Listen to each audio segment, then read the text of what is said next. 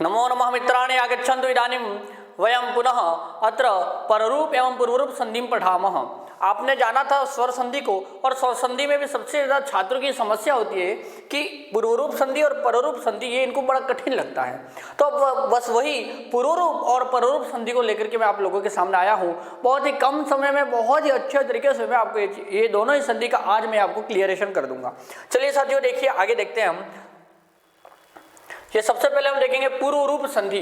अब पूर्वरूप संधि में होता क्या है देख लीजिएगा साथियों, ये है पूर्वरूप संधि। तो पूर्वरूप संधि का सूत्र है एंगः पदान्तादति। ये सूत्र क्या कहता है? ये सूत्र ऐसा बोलता है कि पदांत ए ओ के बाद ह्रस्व अ रहने पर, पदांत यानी कि पद के अंत में पदांत ए ओ के बाद ह्रस्व अ रहने पर उस अ का, किसका? उस अ का पूर्व वाले वर्ण की तरह रूप हो जाता है। जैसे देखिए ए ओ के बाद में यदि अ हो तो ये अ जा करके ए अथवा ओ में जाके मिल जाएगा, समा जाएगा, यहाँ से उठ के इन दोनों में जाके समा जाएगा। बस पीछे वाले वर्ण का पूर्व वाले वर्ण में मिल जाना ही पूर्व रूप है साथियों। समझ में आ गया आप लोगों को? देखिए अ और जो अ था ना, ये पीछे अ है वो इन दोनों में समा जाएगा, लेकिन अ के स्थान पर एस अर्थात अवग्रह आ जाता है। ये एस जैसी आकृति आएगी उसे हम संस्कृत में अवग्रह कहते हैं साथियों। तो चलिए आगे देखते हैं, इसके उदाहरणों को समझते हैं। ध्यान दीजिएगा, आगे लिखा हरे व हरे अव। अब देखिए हरे अव में क्या है? हरे र के अंदर र आधा है और इसके अंदर ए है, ऐसा ही तो है। और फिर पीछे क्या है? अव, ऐसा है। नियम हमारा क्या कहता है? नियम ये कहता है कि जब कभी भी पदांत ए ओ के बाद में ह्रस्व अ हो, यानी कि ए अथवा ओ के बाद में अ हो, तो हरे के अंदर ए है, ए के बाद में अ आ रहा है, ये अ यहाँ से उठेगा, खड़ा होके जाके इस ए में समा जाएगा और अ के स्थान पर एस आ जाएगा, यानी कि अवग्रह आ जाएगा। बस यही चीज पूर्व रूप कहलाती है। तो देखिए एक ये अ यहाँ से उठेगा, जा करके ए में समा जाएगा, पूरा खत्म हो जाएगा और अ के स्थान पर अवग्रह लग जाएगा। ठीक है, ये एस लग जाएगा, इसी को हम अवग्रह कहते हैं। तो रूप क्या बनेगा? र के अंदर वापस ए मिल जाएगा तो हरे हो गया, ठीक है, और अ के स्थान पर अवग्रह हम कर देंगे, ठीक है, और पीछे व का व लिख देंगे, हरे व, ऐसा रूप हो गया। इसका अर्थ होता है कि हे हरे आसमान अव, हे हरि हमारी रक्षा करो, ऐसा इसका अर्थ होता है। आगे देखते हैं, ध्यान दीजिएगा। रामो वदन, तो देखिए अ है वो जाकर के इस ओ में समा जाएगा, अ के स्थान पर अवग्रह आ जाएगा, तो ये रूप बन जाएगा रामो। अ के स्थान पर अवग्रह, अ इसमें समा गया पहले से, ध्यान रखिएगा, अ के स्थान पर अवग्रह हो गया, रामो वदत, ऐसा यह रूप बन गया। ठीक हो गया, सरल, बहुत सरल। अवग्रह देखिए समझना पूर्व रूप संधि है, क्योंकि ये अ यहाँ पर अ के अवग्रह के स्थान पर कभी अ था, वो अ जाकर के आगे वाले ए अथवा ओ में समा गया। चलिए ओ को प्लस अस्थि तो क्या बनेगा? ये को, ये अ है वो जाके इसमें समा गया, अ के स्थान पर अवग्रह आ गया और कोस्ति, ऐसा यह एक रूप बन गया। समझ में आ गया साथियों आपको? बहुत ही सरल है पूर्व रूप संधि, बहुत सरल। ध्यान रखना, आगे ए आएगा या फिर ओ होगा, और उसके बाद में जब भी ह्रस्व अ होगा, ये ह्रस्व अ जाकर के पूर्व वाले ए ओ में समा जाएगा, इसी को हम कहते हैं पूर्व रूप।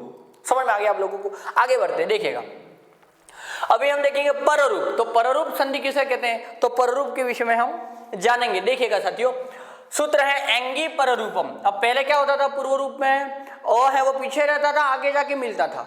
अब क्या होगा? एंगी यानी कि एंग प्रत्याहार जो है, ए ओ जो है, देखिए अ आ वर्णांत उपसर्ग हो और ए ओ से शुरू होने वाली धातु हो, तो ए ओ से शुरू होने वाली धातु हो,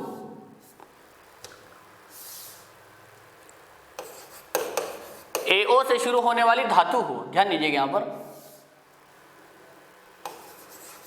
धातु होना जरूरी था, ध्यान दीजिएगा। तो कहने का अ आ वर्णांत उपसर्ग और प्लस बाद में उसके ए ओ से शुरू होने वाली धातु हो, तो अ आ का पर वाले वर्ण की तरह रूप हो जाएगा।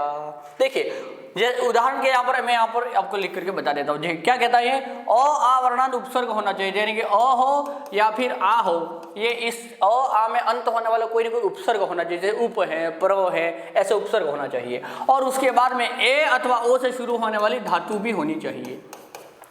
उसमें क्या था? पूर्व रूप में अ पीछे था, ए ओ के बाद में अ था।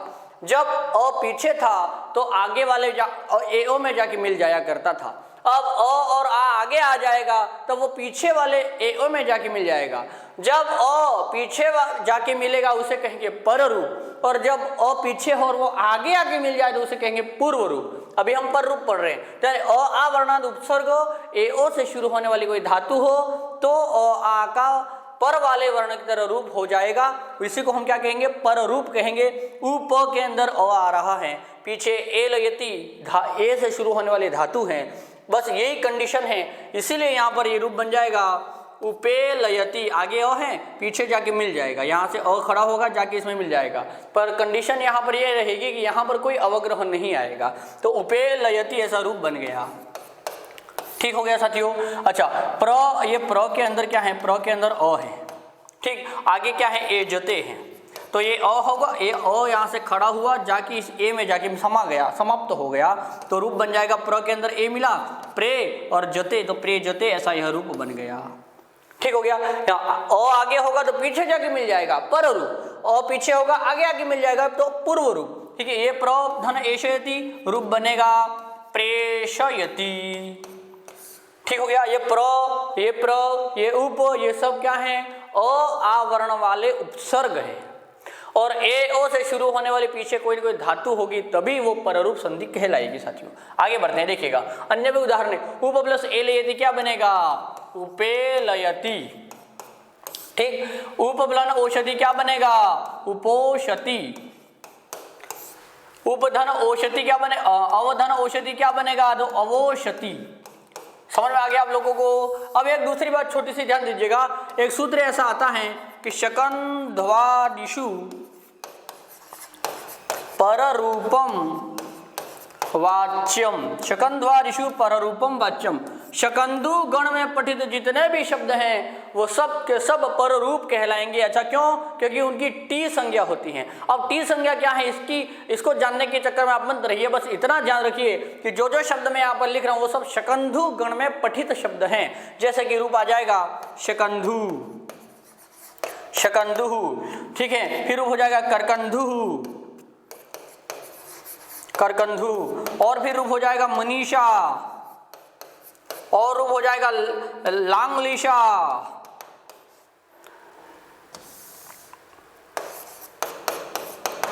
लांगलिशा, और भी रूप हो जाएगा हलीशा,